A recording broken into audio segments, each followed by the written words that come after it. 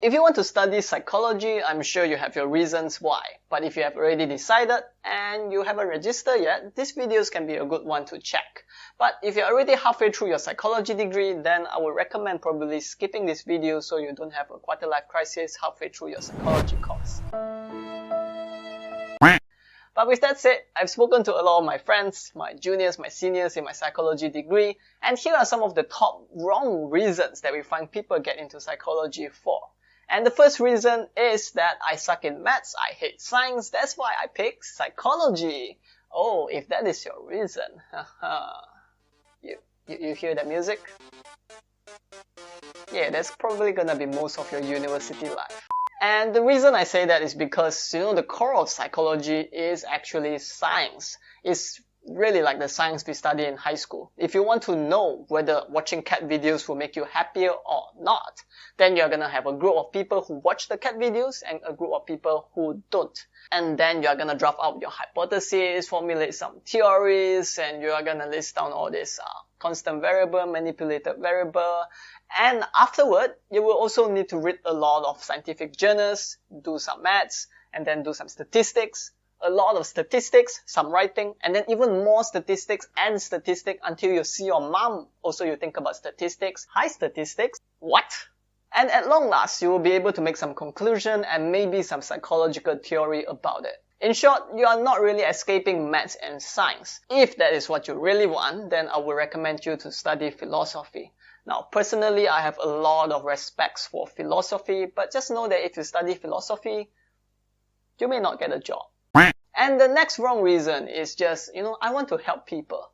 But, there's a lot of reasons you can help people. You can help people by being a great cook, by revolutionizing technology, donating to charity, or maybe even donate to my bank account. But I hear you say too, it sounds good to talk to people and then get paid for it. After all, I'm already doing that with my friends anyway. Right, but there's one distinction to make here is that when people say they talk to friends and, they support them that way, oftentimes they also means that they just listen and they give advice, which is very different from counseling, therapy, or coaching.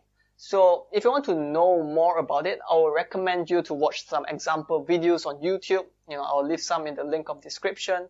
But know that a large part of therapy, counseling, or even coaching is about building that trust and that rapport to be able to listen and then to ask really good questions. So there's gonna be a lot of moments where you just spend time listening to people too.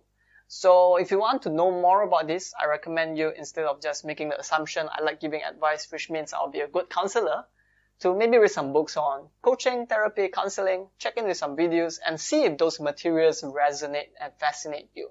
And the next reason is that I want to be in clinical psychology to treat mental illness. Now, this is not exactly a wrong reason, but we just want to clarify what is actually going on here, more of the reality, so you know what to expect.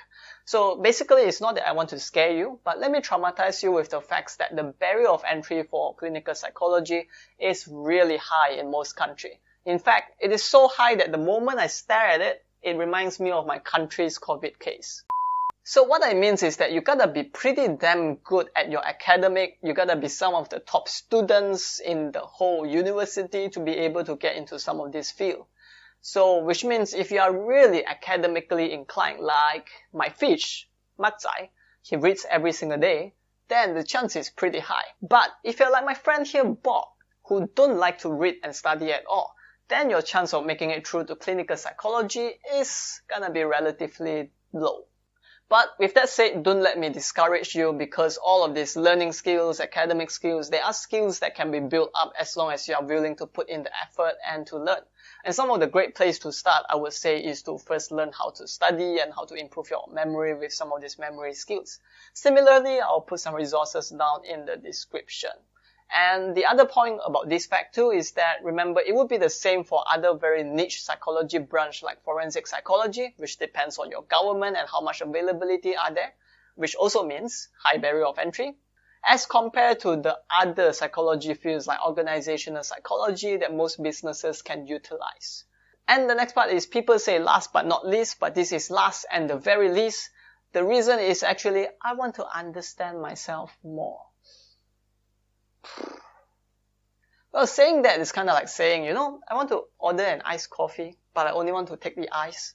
The reason is because the coffee part, which is all of these psychological theories, your academic journals, writing good research papers, and reading all these theories, they are still gonna be there. So if you're interested in all of these things too, you will do just fine.